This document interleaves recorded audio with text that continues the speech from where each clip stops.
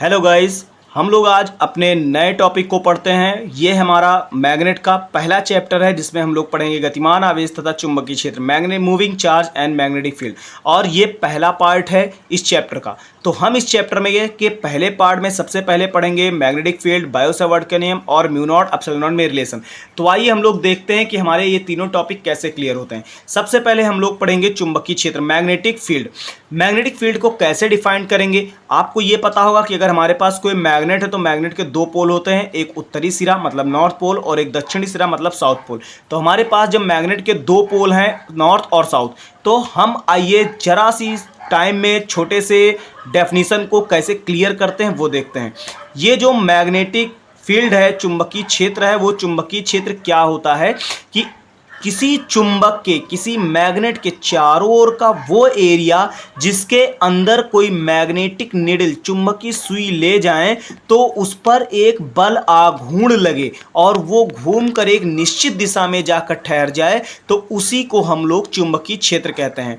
हमारे पास चुंबकीय क्षेत्र की डेफिनेशन आप जान गए होंगे कि अगर हम किसी मैग्नेट के, किसी चुंबक के चारों ओर का वो एरिया जिसके अंदर कोई अगर मैग्नेटिक सुई लाकर रख दी जाए तो वो सुई पर लगने लगे एक बल आघूर्ण और वो सुई घूमकर एक निश्चित दिशा में ठहर जाए, तो हम कहेंगे वह चुंबकीय क्षेत्र है। क्लियर? अभी हम लोग क्या देखते हैं कि अगर हमारे पास बायो-सावर्ट का नियम की क्लियरिटी हम लोग इसमें पढ़ेंगे। क्या होता है बायो-सावर्ट के नियम में? बायो-सावर्ट क्या कहते हैं? कहते हैं कि अगर हमारे पास कोई एक परिमित लंबाई का चालक तार है और उस तार का अगर हम एक सूक्ष्म खंड ले लें डेल्टा एल, और जिसमें आई एम्पियर की करंट फ्लो हो रही हो, तो क्या है कि हम ये जानते हैं कि अगर हमारे पास एक इलेक्ट्रॉन, कोई चार्ज पार्टिकल है और वो मूव नहीं कर रहा है, मतलब उसकी वेलोसिटी जीरो है, तो वो कोई भी करंट फ्लो नहीं करेगा, वो केवल और केवल इलेक्ट्रिक फील्ड प्रोड्यूस करेगा। लेकिन अगर कोई इलेक्ट्रॉन ऐसे मूव कर रहा है तो उसके जस्ट अपोजिट डायरेक्शन में करंट बहेगी और यहाँ पर इलेक्ट्रिक के साथ साथ मैग्नेटिक फील्ड मतलब चुंबकीय के साथ साथ वैद्युत क्षेत्र भी पैदा होगा। तो हमारे पास जो बायो-सावर्ट ने बताया था, तो उसमें जब धारा बह रही है तो हमारे पास इस तार के चारों ओर चुंबकीय क्षेत्र भी होना तय है। तो आइए हम देखते हैं कि ये तार कितना चुंबकीय क्षेत्र पैदा करेगा।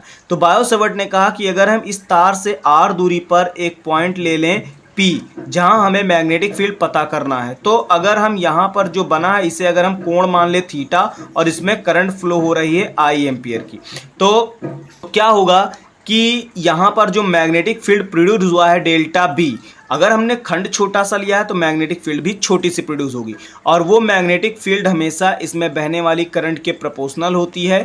इसको हम इक्वेशन नंबर फर्स्ट मान लेते हैं।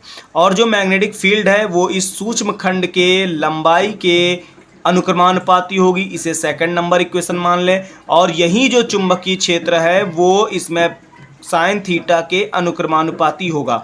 और जो चुंबकीय क्षेत्र बचा हुआ हमारे पास ये दूरी है, उस दूरी के वर्ग के व्युत्क्रमानुपाती होगा, इक्वेशन नंबर 4 है।